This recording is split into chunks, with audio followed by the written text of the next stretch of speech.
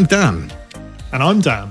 Welcome to the We Built This Business podcast as we sit down with ambitious entrepreneurs to discuss their journey and hear about the highs and the lows of running your own company. Each episode, we will find out what it takes to be an owner of a business as we learn about the challenges, the successes, the failures, and the future. Welcome to We Built This Business with Dan and Dan. So today we have with us Rob Braddick, who has been known as the Godfather of Westward Ho. So Rob, where did you get that name from? Ooh, morning. That was an interesting one. That was in a paper somewhere. Actually, it did make me cringe a little bit. But I think it probably just comes from fifth generation in a family business in Westward Ho, and we sort of have got our fingers in all sorts of different pies down here. Not in the Godfather way, though, just in the leisure business way. We haven't killed anybody for years. I'm joking. It's weeks. It's that's all it came from, really. It was just because I think we've been Westward Ho a long time, and I'm sort of at the helm, I suppose, of a little family business at the moment, and we do all sorts of things. But just in Westward Ho, we don't really go much further than Westward Ho. So that's where it came from. Got it. I think it was Devon Live, which I guess is it an online paper? Is it down your way? Yeah, it is. Yes, it is. So yes. Westward Ho, I believe, is the only town or the only city, or not with even the city, exclamation mark. with an exclamation mark in, which is obviously that is a unique thing. Is that something to do with you? No, it's not. No, it's a Trivial Pursuit question. Though I have come across it in Trivial Pursuit years ago, and that was a thing before phones and bloody iPads and stuff. But it was one of their questions. Right, now we can move on to Dan's question of the day. Yeah, so we kick things off with the most important question of the day, Rob, which is, what did you have for breakfast? Well, this morning, it was 2 bananas and a cup of tea with honey in it. 2 bananas, cup of tea with honey. I'm just going to write that down, actually, because I'm doing a little survey. Yeah, it's nothing very fancy, I'm afraid. It's just get something quick on the way out the door. Last week we had a guy who had 2 boiled eggs with cheese bits. There's already a theme here. Yeah. Two of something. Yeah. Right. Okay. Well, that's good. Yeah. So trying to find out what makes entrepreneurs tick. Get them ready for the day. Get them up in the morning. So I guess we'll find out what Dan is actually doing in about 10 episodes when we've got some kind of survey put together. Well, it's to help me figure out what's best to eat for breakfast, because I've got no idea. I just eat Cadbury's cream eggs. Yeah, I've always had a bit of breakfast, but never really. If you go out somewhere, maybe a nice fry up is good, isn't it? But it's not very often. I do that. But just something quick and out the door and gone. Fantastic. Right, well, let's move on to some business questions, shall we, Dan? After the main question of the day. So, Braddicks Leisure Limited, its business started in 1879. We'll hear later more about kind of the history of Braddicks, but could you tell us about what the company looks like today and what your role is?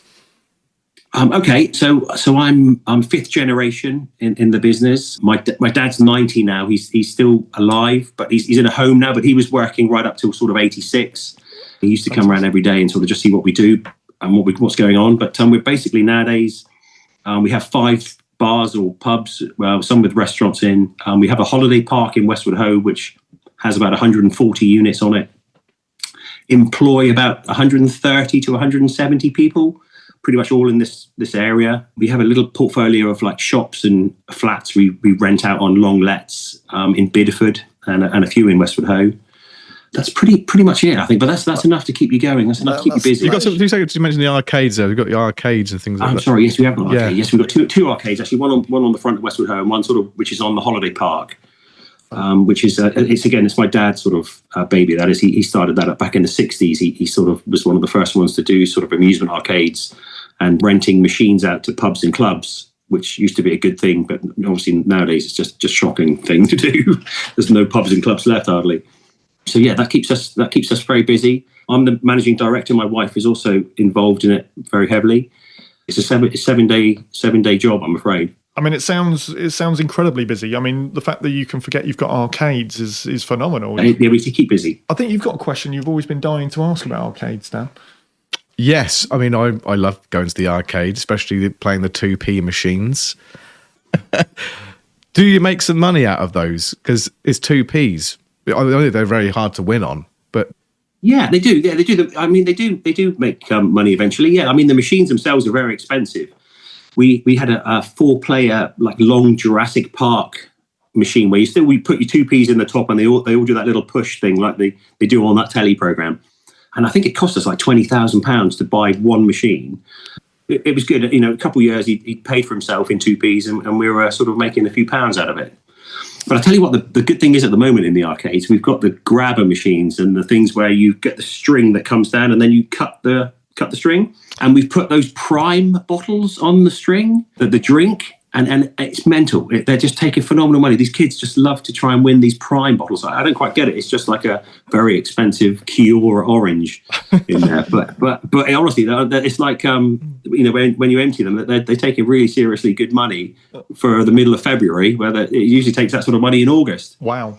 Do you go down there and play on the arcades occasionally? No, I don't. No, I don't. When I was young, I really did. Yeah, there used to be probably 4 amusement arcades in Westward Ho, and it's now down to 2. But yeah, when I was a young lad on a BMX, I used to always go down to Westward Ho and go down to one called Mr. Wiley, Ray Wiley, he was called, lovely chap, on the front of Westward Ho, and always go down there and play on his machines, which at the time would have been great Space Invaders and track and field machines and Outrun, I think it was, some of them. Love it. Again, the classic video games before they came along with Xboxes and Mega Drives and all that. They were very popular. Yeah. But again, that's sort of died off a bit. Did you ever do Space Invaders, Dan? Too early. Yeah, I think I'm trying to think. You're too young. You look too young. Not Space Invaders, no. The shooting Mega Drive. I can't remember what it's called. Crisis or something like that. Like a Time Crisis. Time Crisis. Yeah, the shooting one. Yeah, that's still going. They're on like Time Crisis Part 7 now. Even the guns like made noises and stuff, and they like had a bit of recoil and everything. Fantastic. Yeah, that's it. Yeah, that's the one. We went down to was it Woolacombe recently, and my son, who's 4, absolutely fell in love with the 2p machines, which I now know was a mistake. Because after about a week, we had spent about 30 quid in 2p's, and he was just piling those 2p's in there, and he loved it. It's not the 2p's that you want, though, is it? It's those prizes on. What can you do? That's the trouble. Yeah, kids are kids. So obviously, talking of being younger, when you were a young lad, did you have kind of an entrepreneurial streak when you were growing up, when you were at school or going into further education? My dad had a television shop in Bideford, which was like an electrical shop. We used to sort of sell televisions and video recorders, and we used to rent videos. And I used to go to school in Bideford called Grenville College, and we used to break up at every night at 3:45. And then I used to walk down to the shop and change my tie, and then put on a shop tie and go and try and sell TVs and videos at the age of 15 or so, which I really did enjoy. I thought that was quite nice and good fun. That was my sort of first experience seeing money in cash and sort of selling stuff. I quite enjoyed that very much at an early age. Although we also had a pet shop back in the early 80s in Bideford, and my dad used to import different animals to sell in the shop, birds, etc. But one summer he did import like a pallet of tortoises. Which was back then you could just probably phone up and get some tortoises delivered, which nowadays you probably wouldn't even dream of doing it. But he had this pallet of tortoises arrive at his house where I was living at the time, and he unboxed the one. There must have been probably 100 in this fairly big container. But when they arrived, they had a lot of ticks sort of under their arms. When you lifted up their little legs, they had ticks under them. And one of my first summer jobs was with my dad. Was if you held the tortoise upside down, he would stretch out his legs and you could see the ticks. And then with a pair of tweezers, you'd have to pick the ticks off. And every tortoise you'd done, he would give you 10 pence. So that was one of my first jobs. And then you put the tortoise back the right way and put him in a different box because he was sort of cleansed. He would be ready to go. But my God, that was the first probably early experience. And I was probably about 10 or 11 then. Fantastic. And were you a bit of a grafter? Were you kind of working in the company, from a young age, unofficially or officially? Yeah, probably 14, 15, working in the arcades. And on Saturdays, I was in the TV shop trying to sell TVs and video recorders. We had a video library back then as well in the back of the shop. Okay. So we used to rent out films. It was good fun. I really enjoyed it. Great fun. Met lovely people as well. Lots of lovely people. And I suppose, obviously, just being in the business as well and seeing your father working in the business and, you know, everything like that, I guess you got a natural interest in working in that business. What age did you take over the business? Probably late 20s, maybe. Oh, wow. So really early. Late 20s. Really early. Yeah, probably late 20s. I think I probably had some shares in this, that, and the other, but it didn't really flag to me what was going on quite, but I knew I was doing a bit more responsibility, and had to sign a few letters, which meant if it all went wrong, I'd be in trouble. Again, at the time, you just sort of sign it and your dad says, you've got to sign this. So I signed it and away you go.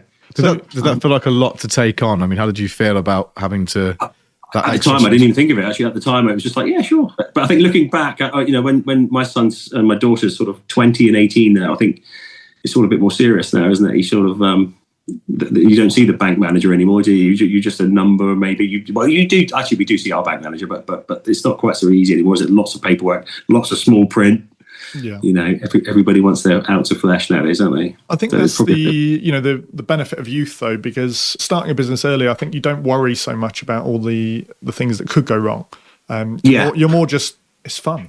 You know, you're just more giving it a go. And as you get a little bit older, you start actually worrying a little bit more about every decision you make, because even though you're more experienced, you're aware of if things go wrong, this could be problematic and going to cause you a lot of financial pain as well. So I think the earlier you start tends to be the better you're able to deal with that sort of pressure later on.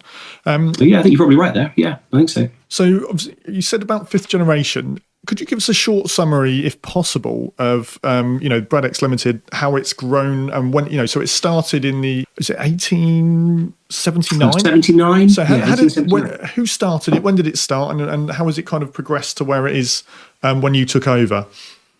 Oh my dear! Right, okay. So probably in the early days, we were my great granddad was called John Joseph Braddick, and he was a farmer not very far away from here, and he used to rear his own cattle, and then in Bideford, he had an abattoir in a building we still actually own today. So he would raise the cattle, then he would slaughter the cattle, and then literally up the road from the abattoir was a butcher's shop. So he really was one of the first sort of from field to plate sort of thing. So he would raise them, kill them, and sell them all in Bideford. We were farmers originally. Then his son was called Hobart, and he made furniture. He had a furniture shop, so he would bring in second-hand furniture and then sell new furniture, and that's still going today with my cousins. They have a furniture shop in Bideford today, which is the same shop. That's still going. So Hobart done a lot of that. Hobart used to travel to Westward Ho, which is only like 3 miles from Bideford, and Hobart used to holiday in Westward Ho. So he used to go down to like an old field down the end near the old haunted house, and he would have a holiday there. And he'd done that for several years. And the guy on the gate, which used to take the money, said he was selling up. Would Hobart like to buy the field or maybe take on these holidays that he's doing? It was only tents at the time.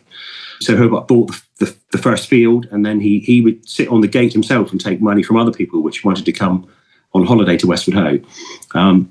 So that was the first little bit of land. We sort of acquired the next few fields up from that. Hobart then bought, as the holidays were going very well, he bought some old buses, really very old buses, and he used to wheel them in the field, take the wheels off them, and then put curtains right round them, and then he would have like almost like a caravan, but it would be a bus without the wheels on. So the original holiday park, essentially. It was, yeah, it really was. We have got old black and white photos of that somewhere, but they really are just buses with the wheels gone, and then a big curtains all the way around the outside, and then you had sort of a caravan. What year would have this been? Sorry, so this is this would have been sort of the pre-Second World War. Yeah, late 1920s, maybe early 30s. So in between the war years, essentially. Yeah, probably was. So he was into the holiday trade and the furniture trade. After that, what did we do after that? My goodness. Who would have been around then? Leslie Braddick, which would have been sort of John Joseph Hobart. Then Leslie would have been my granddad. So he went bigger on the holiday side of it. So he acquired some other bits and bobs and some a large building on the front of Westward Ho, which he called the Elizabethan Club, and that was a restaurant and a bar right next door to the field where the caravans were in, or the coaches were in. So he started to probably expand the holiday side of it a little bit. Until we've got about 16 acres down here now, approximately, on the front of Westward Ho. So Leslie was doing that. Then my dad would come along, Graham, and he had his fingers in all sorts of pies. Really, he'd done the pet shop, he'd done the amusement arcades. He went into the first sort of chap which would rent out fruit machines and to the clubs and the pubs and that sort of thing. He would also work in the furniture shop and the TV shop. He had his fingers in all sorts of bits and bobs. Pet shop, he loved the pet shop. An estate agency back then as well. He was a little bit to do with that with his brother. We've never gone very far. We've always just stuck in Bideford, really never gone too far away. Always had a really good customer base of Bideford and Westward. Everybody knew my dad or his brother or their dad. What did we do in the early 90s? I suppose we bought some other bits and bobs in Westward Ho, some other bars along the front of Westward Ho. We have two other bars called the Waterfront and the Fairway Boy. One's right on the beach and the other one's just set back a little bit. And this was this before you took over, sorry? Oh, sorry, I know this is when I took over, actually. No, I beg your pardon. No, yeah. If it's before that, I think probably back in my dad's day, it was just utilising what we had at the time, really. It was the holiday park, the furniture shop, acquiring a few other bits around. I think one of the pre-interview stories that you gave us was it Hobart who used to go to London with... Oh my God, yeah. No, that's right, yeah. Back in Hobart's day, he dipped his toe into the funeral directing business in Bideford. And this would have been around about the war times. So he had John Joseph rearing pigs, Hobart having a funeral director's business, and I think the war probably just about ended, or it was in the middle of the war, maybe. I don't know is it the exact date, but my dad tells me that the price of pork was so great that Hobart used to take the coffins with his friend called Charlie Cummings, put pigs in the coffins, lay them out straight, put all the hats and all the rigmarole on for the funeral stuff, and then trundle into London and sell the pigs in London, because you'd get a lot more money in London than you would around Devon. And of course, no one would ever stop them when there was two guys dressed in black pulling a coffin. No one would ever say, well, what the hell's in there? Because no one would ever ask. Bit of a shock. They had pigs. So that was really, no pun intended, but really thinking outside the box, that was, wasn't it? Like that. I dare say they earned a few quid out of that as well. Probably highly illegal, probably get put inside for 40 years today, wouldn't you? But back then.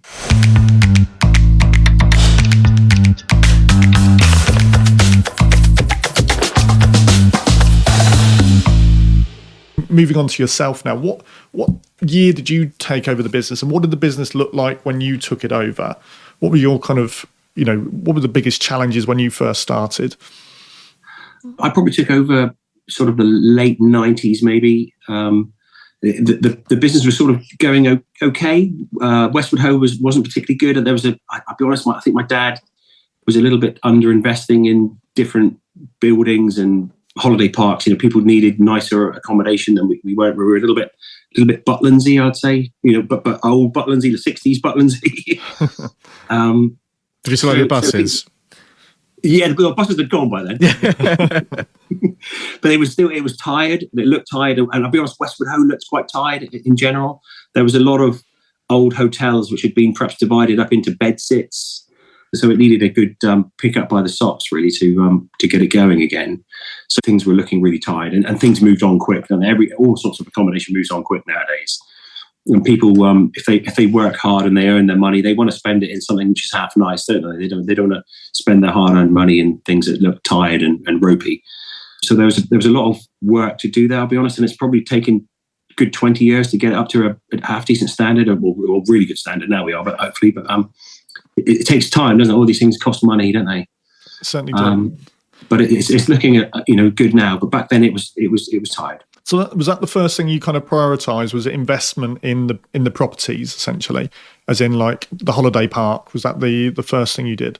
The first little project I had on my own was probably what used to be John Joseph's abattoir in Bideford in Cooper Street, and it's an old Marley brick building, and it looks just like an abattoir. Really high ceilings. It had white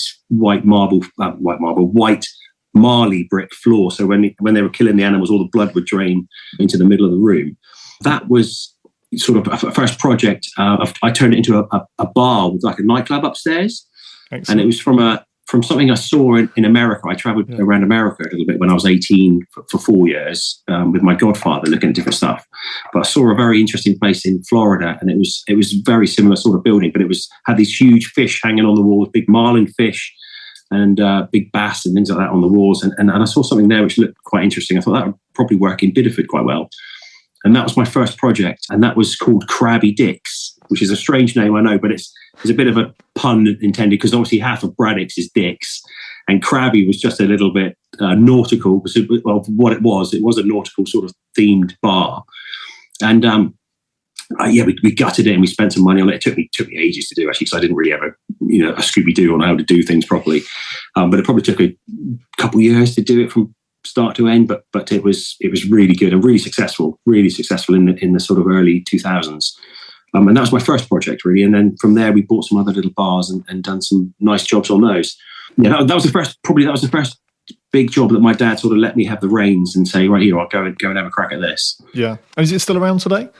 Yeah, still going. Yeah, 20 years on, still there. And it's had about 3 refurbishments since we done it back then. But pub game's hard work at the moment. It is in towns. Anything on the coast where there's a bit of a view seems to be really good. But just things in towns are tricky. And we had the big national chain move in as well, the one we all know. And that one really sort of rips the rug from everything. Just so cheap. The drinks are so cheap. Is that like a Weatherspoons? Is it something? Yeah. Yeah. That is that one. Yeah, exactly that one. Yeah, it's hard to compete with the Weatherspoons, isn't it? They are good. You can't knock it. They are good. They do it well. They do it well. But my God, it kills everything in town, doesn't it? It just, I was hoping that when they opened up, it would bring more trade to Bideford, but it just absorbed everything around into that one place, and everything else either closed or turned into something else. Yeah, I know it's difficult because you get a good value meal, don't you? You get a good value pint, and it's suddenly everything else looks expensive around it. Which is the hard absolutely. part. Absolutely. But I think even they're probably struggling a little bit lately with everything that's going on in the world, with prices of staff, prices of food and drinks. It's all, even you see them selling pubs now, don't you, on the news every now and then? Yeah. Which is pretty much unheard of for many years. Is it a long-term vision of yours? Do you still envisage continuing in the pub game for years to come? Or I think so. Yes, I do. Yeah. I wouldn't, I'd keep what we have in Westward Ho definitely on the coast. They seem to be going from, strength to strength every year. Things in the towns are just really hard, just really tricky. That the towns themselves are all, it isn't just Bideford, it's everywhere around the country, isn't it? They're just looking very, nearly sad, most of them, aren't they? They're just looking very empty. I guess impacts of, cost of living, isn't it? The heating bills going up within the pubs as well, so prices having to go up for labour as well. It's just like everything. It's like the perfect storm. Essentially, everything that a pub does is going up in price. Yeah, everything. Yeah, and then you can't get people to work in them either. Really, nobody wants to work late shifts anymore. Everybody likes to, finish at 5 o'clock. It is all very tricky. It is all very tricky. Did you say you travelled America for 4 years? Did I hear that wrong? Yeah, no. Well, it was 3 months every year for 4 years. Yeah, I had, my dad's best friend was called Jack Mitchell, and he would go to the States back in the late 80s, 90s, teaching Americans how to shoot clay pigeons in competitions.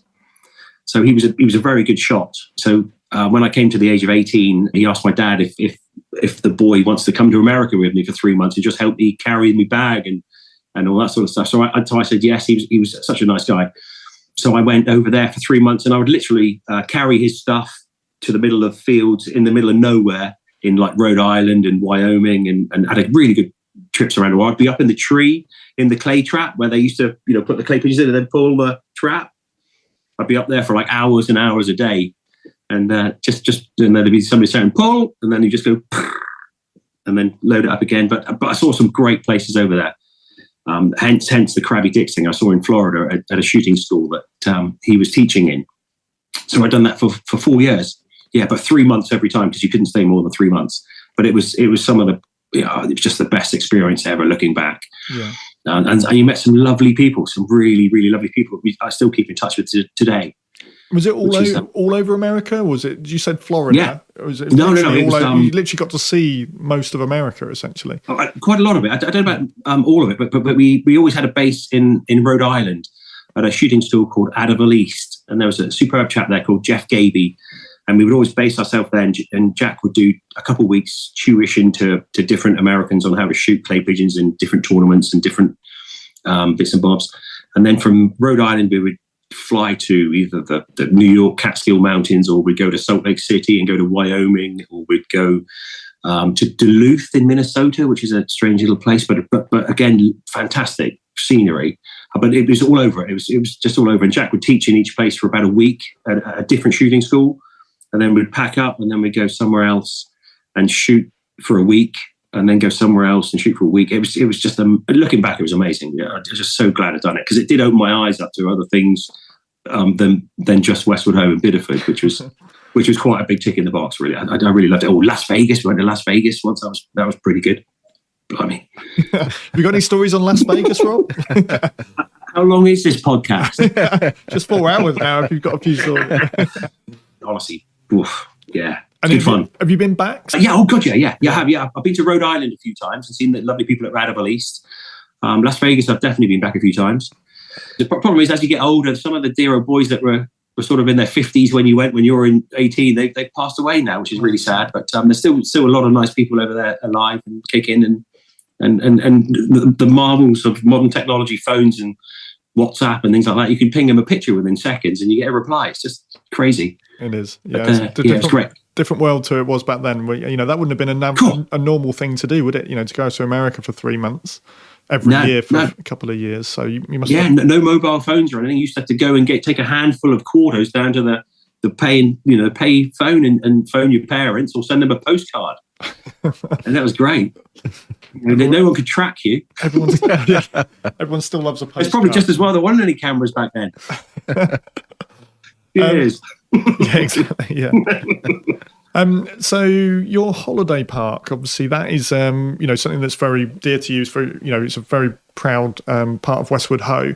Over the last 15 years, I know you've invested a lot in it. Could you tell us more about that side of the business? Yeah, sure. Yeah, it's right on the front of Westward Ho. It's next to a building now called the Pier House. So there's a big restaurant next to the holiday park. It seats, oh my goodness, when it's busy, it's probably got 400 covers outside and in.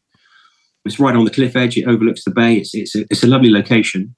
The accommodation is mainly chalets and caravans. We haven't got any tent pitches anymore. We sort of we got rid of the tent pitches and we've put caravans on. I reckon you should have one just put up just for almost historical purposes. What one of those old ones, the coaches? Yeah. I could probably find one. But we found out we did have maybe an acre maybe of just grass, really, which was kept for tents, etc. years ago. But of course, if it rained in August, there would never be anybody on it. So you got this massive bit of land with nothing on it. So we eventually sort of knocked that on the head and put some caravans back on it. But it's been really good, really, really, really busy. It's definitely in the last few years since COVID, it's been really busy. We've probably expanded as far as we can now. We've got most of it sort of utilised now with different vans and chalets on. So we won't be able to expand anymore. I don't think that's pretty much it. We just got to make what we've got really nice and keep driving it forward. So the holiday park market, obviously, following COVID, pretty much exploded, didn't it, in the UK? Yeah.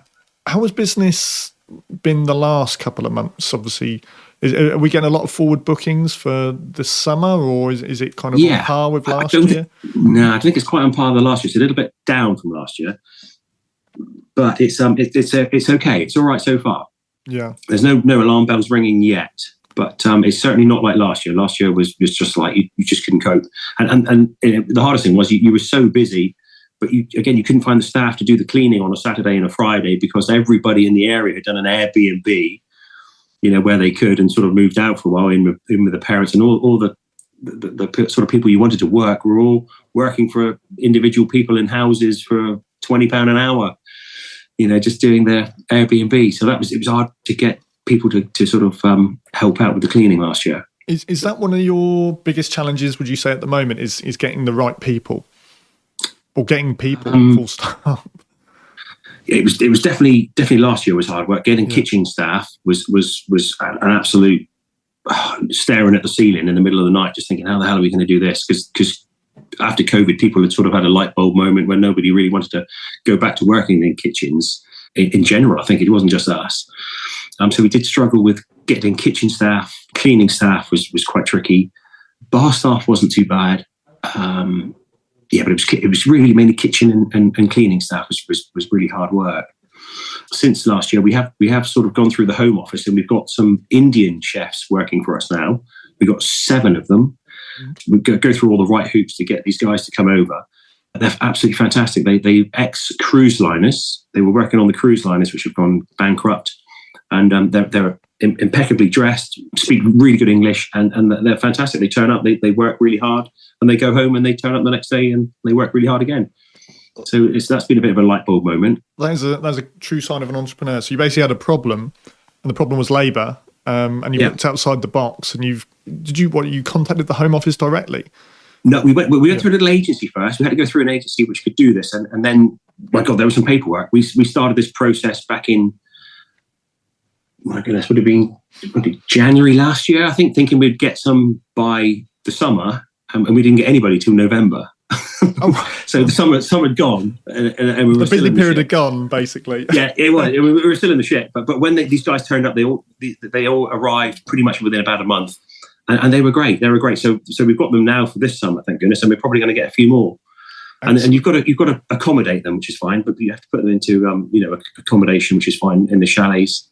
Well, I say it's fine, it's okay, but then you've got a few chalets you can't let anymore in the summer. So you're solving one problem, but you're losing a little bit. Yeah, you are losing revenue on another. Yeah. So we are sort of thinking if we could perhaps we might actually buy a few bits of houses or something locally, and then put these guys in the houses. Yeah. And then keep the holiday accommodation. So, that was good. That was good. When you get some staff, everything's so much easier when you've got staff, isn't it? It's a nightmare without it. Yeah, you've got to build the team, isn't it? Without the team, everything is hard work. Yeah, absolutely. And last year we had my wife was doing cleaning the caravans. I had my daughter in pot washing. My son was doing the bar over the Fairway Boy. I was running around as well. It was like we were just pulling in every more kids. Oh, sorry. Say again. You need to have more kids, and then you got more workers. I'm not sure about that. I think I would have struggled. To be fair, I'd rather struggle. I wasn't planning on asking this, but I mean, Brexit, do you think that's played a big part in this labour crisis, especially for pubs and restaurants and, the holiday parks, etc.? Yeah, I think it probably has. I don't know if it's directly or indirectly. I don't know whether or not those sort of people were working in jobs somewhere in the supermarkets, and they've gone from the supermarkets, and then English guys have gone to the supermarkets and worked. I don't know whether it's that way or indirectly. It has definitely affected us. We didn't have that many foreigners working for us before. We had 2 Polish guys, and we've still got one of them. But yeah, I would imagine it has definitely it's done its bit. Yeah. I suppose with the compounded with COVID as well, when lots of people ended up going back to their their home country, essentially, because they were over here temporarily for a year, 2 years, whatever it was. And I suppose now you've got that point where they don't want to come back over, and it's harder to come back over as well, isn't it? So you have that kind of acute crisis, and then with add inflation into everything, the cost of living over here especially, that makes it harder to come back, doesn't it?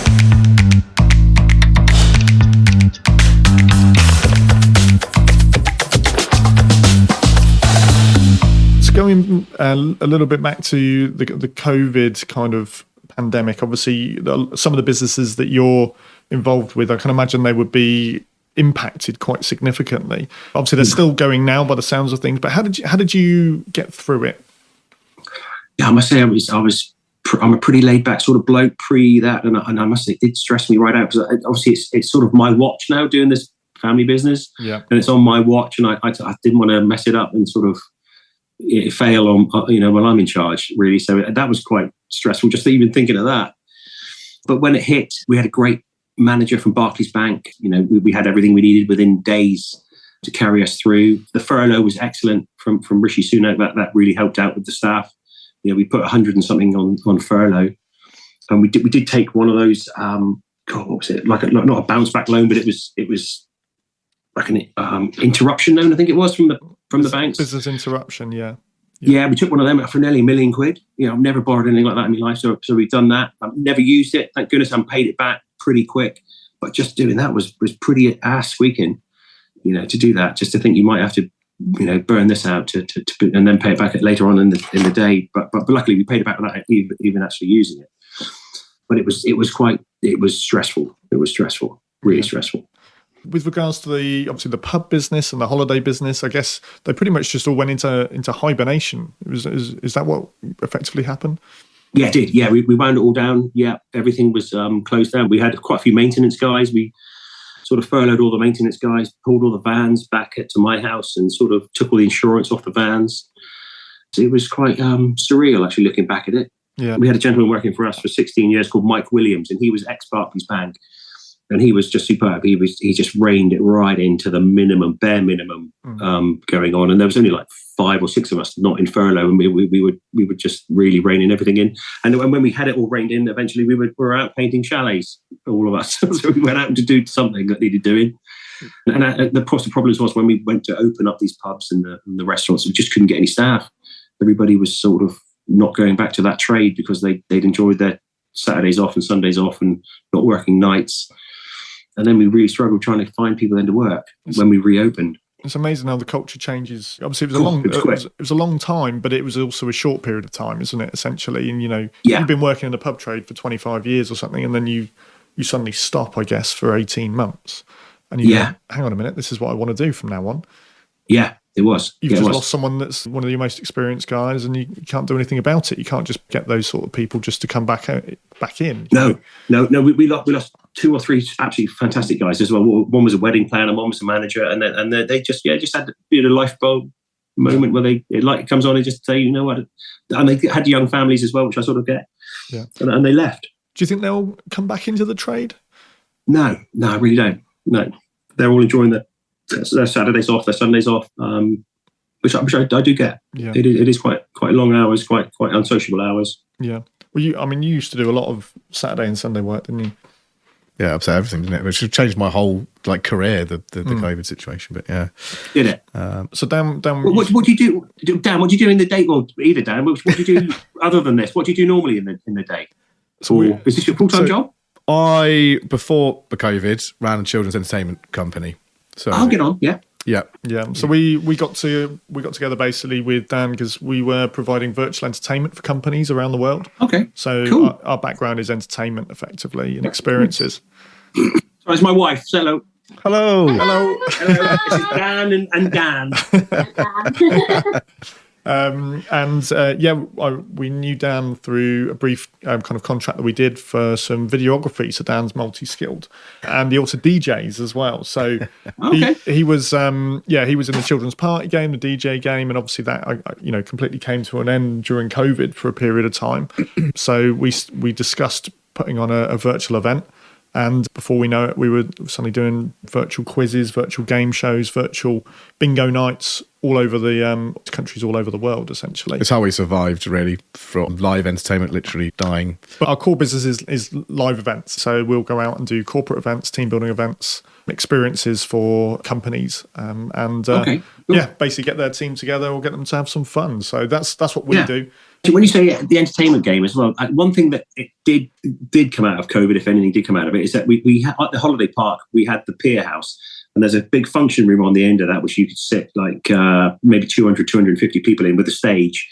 And when we were shut and you got time to actually sit back a little bit and look at what we do and how much things cost and does it pay or does it not pay? We did look at the entertainment section of it because we had it running in the main 8 weeks for kiddies games and bands and bingo and all that. And you do sort of sit back and figure out and go, hang on, we do all this and we actually lose 20,000 quid doing it.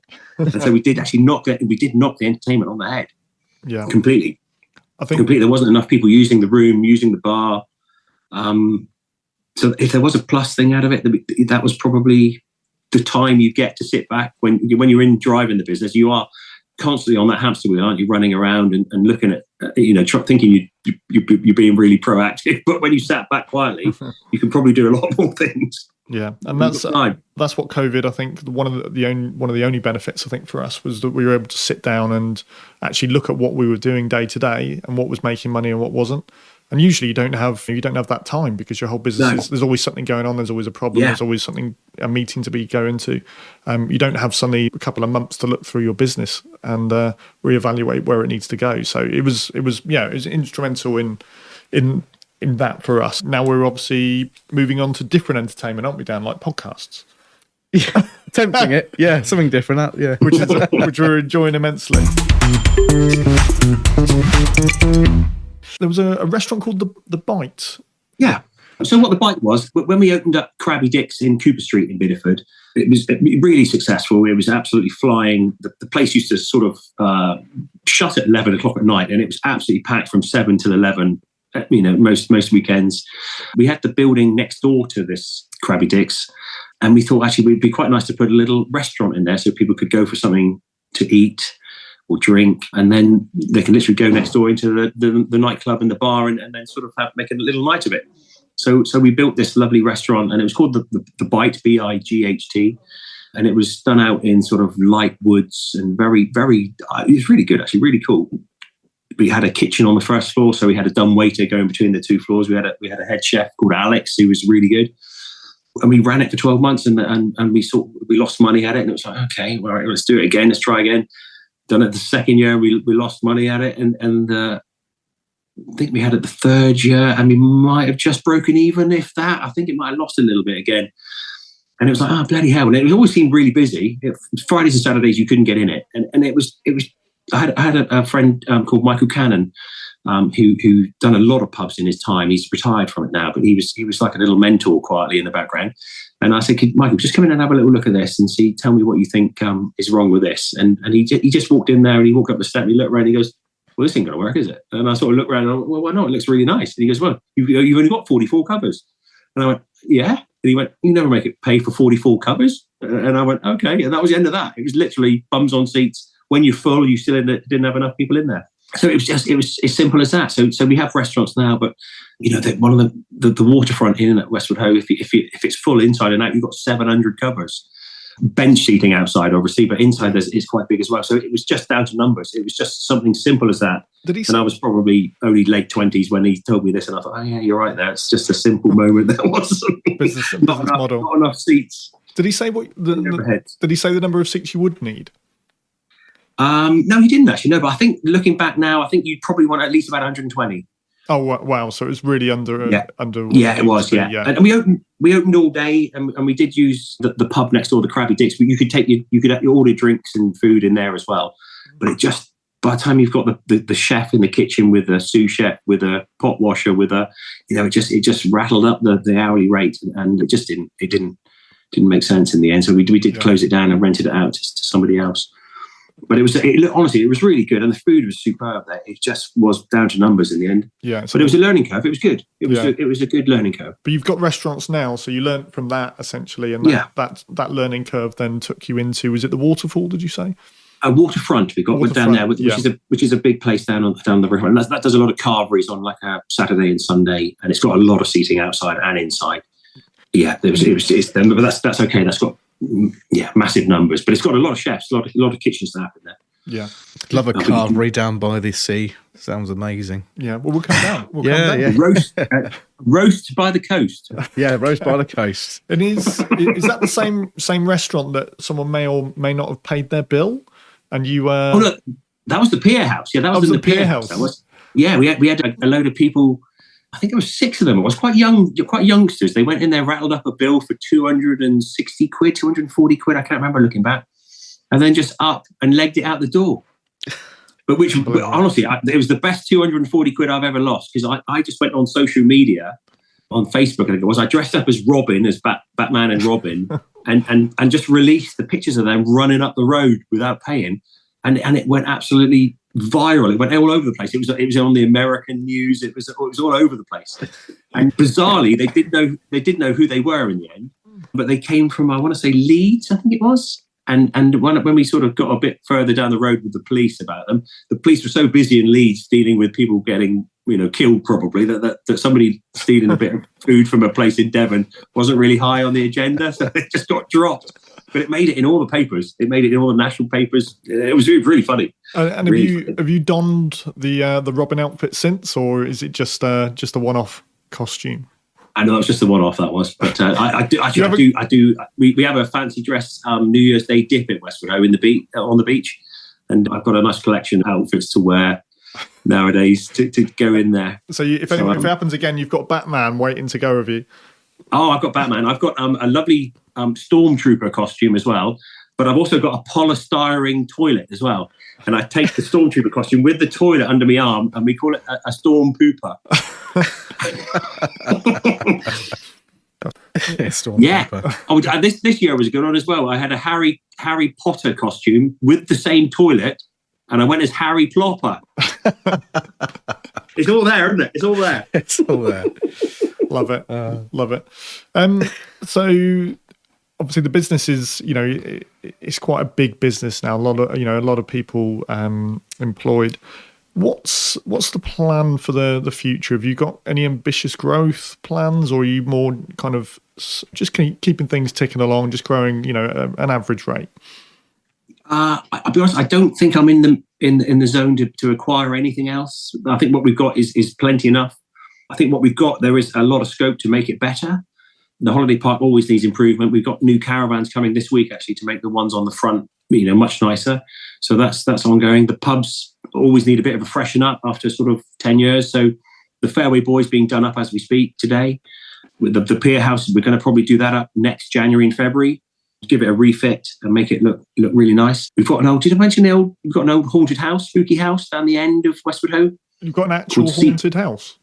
Well, it's called everybody calls it the haunted house. It looks like a haunted house. You mentioned earlier, actually, that you said when you acquired the field, there was a haunted house there. Is it the same one? Yeah.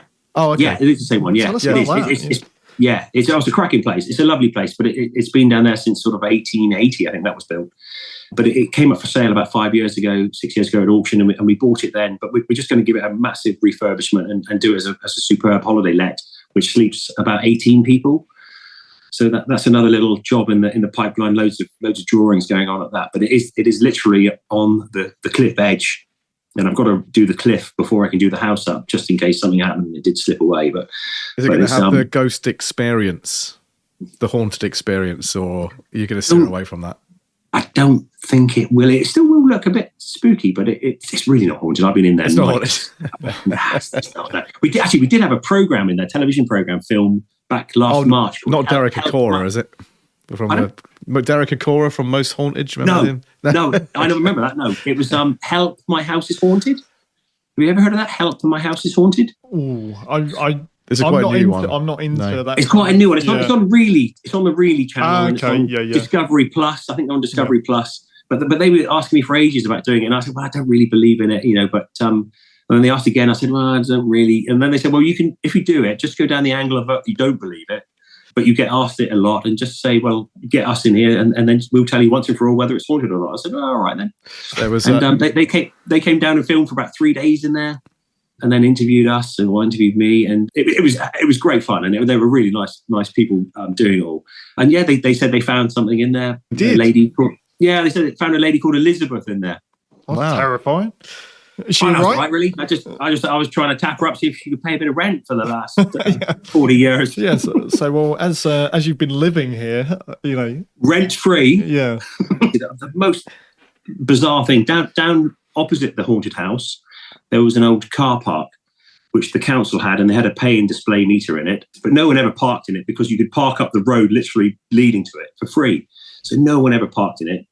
So when the Pier House was up and running and it was flying, people could just park in the road, and people coming to the Pier House couldn't actually park nearby. So there was just this opportunity. I thought, well, there must be a way of perhaps getting hold of this car park if we could from the council. So I approached them probably 5 years ago. I said, would you like to lease me the car park, and I'll pay you the same amount of rent as what you earn from it? And I think at the time it was like $2,500 a year, I think it was. They said, yes, I think we'd be interested in that, and that they'll link it to inflation, etc. And I said, that's fine. I said, but I'd like to do it for 50 years. I'd like to take a lease for 50 years. And they said, yeah, okay, we'll do that. So we signed the paperwork, and I rented the car park from the council for 50 years. But as soon as we signed the paperwork, I just made it completely free. So anybody could park in there, whether you were coming to the pier house or whether you were just walking the dog on the grass next door to it, or you were flying a kite or whatever you wanted to do. And it went absolutely nuts. It went just all over the papers again, and it was a real tick in the box from everybody, and it was on national radios, because it's just a little bit unheard of, I suppose, isn't it? Yeah. When anybody's got a chance of a car park, they immediately put a pay-in display in it, don't they, and earn some money out of it. But mine's completely free. And it still is free, and it costs me, I think I pay probably $3,000 a year just to make it free for other people. That's amazing. But the publicity from it was phenomenal. Somebody who was in the marketing world said they couldn't put a price on it because everybody was talking about it. And it was on Radio 1, it was on Radio 2. There was a quiz on Radio 4 about it, I think it was. It was just everywhere. And then it was really good. And it's probably the best thing I've ever done as far as marketing Westward Ho and Braddicks, or whatever you want to call it, but it was good. It was really good. And we still talk about it now. And I do always people locally get like, oh god, he's on about that bloody car park again. But I should start buying some more. Say again, sorry. You say you need to buy one in Bideford now. Yeah, I think that would probably be up my price range. And I think that one does take serious money. I think that one does. But at the time, this one didn't take anything. But in fact, it was so successful. After a couple of years, I made it twice as big, and instead of, I think it held 18 cars when I had it. So it wasn't massive, but it now holds about 52. Fantastic. So I paid ourselves, we paid it to make it bigger. And when we put little dividers in it to put all the car parking bays in, and we didn't tarmac it. We had to use some sort of gravel on it. But it's really good. It's really good. You can Google that. You can have a look at that. That was a nice little story. Have you thought about putting some kind of literature up that this is the car park that was bought for? Yeah, no, we've done that. It's on there. Oh, you have? Oh, brilliant. So yeah, it's on Instagram there. it, and people can say like this. I've been to that car park, and yeah, no, it has got a hashtag Seafield car park on it. I think it is, and it says you can park here for free and use the pier house, but don't expect a pint for free in the pier house. when me and Dan come down to visit, we'll do a selfie in the car park. Oh, you're more than welcome. You're more than welcome. Just give us a shout. Give me a shout. Lovely. Come on in. So that was quite an experience. That was quite nice. But that's another project which I want to get going. Really the end of this year, I'd like to get that done. And I think everything we've got, it just needs a bit of tweaking and tidying up and making better and utilising what we got. But I'm not in any appetite, really, I'll be honest, to get anything else. I think I've got enough to get on with, and sort of, as long as I can leave it in a better state than when I found it, if I hand it on to the kids, I'll be really happy with that. Lovely. And that's what legacy is, isn't it? It's having that end goal, and that's your end goal. Yeah, I think it is. Yeah, I really think it is. Yeah, just leave it all in better shape than when I had it, and if they make a nice living out of it for the rest of their days, that'd be fantastic. Yeah, perfect. Rob, absolutely amazing story. Business, going since 1879 is phenomenal. That it's still got a lot of the core features in place from back then. It sounds like it's all going fantastic as well, and lots of exciting plans for the future. Lovely hearing all the history. Brilliant. Well, this has been We Built This Business podcast with Dan. I'm Dan. Thanks very much. And Rob Braddick. Thank you. Thank you very much, gentlemen. Have a lovely afternoon.